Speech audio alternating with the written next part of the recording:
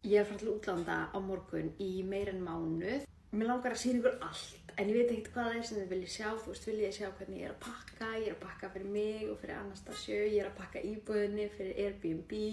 Ég að undirbúa mig fyrir vinnuna, þú veist.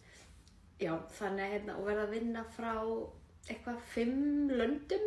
Og ég var að byrja í fjarþjálfun, þannig ég líka að reyna að finna út úr því að hvernig ég get stundað hreyfingu og hvernig ég get borðað hollt á ferðalaginu, hvernig það að ferðast með 3 ára barn og halda henni, hvernig það að pakka í bara handfarangurstöskur, hvernig það að fara í ferðalag þar sem maður ekki búin að bóka hótel.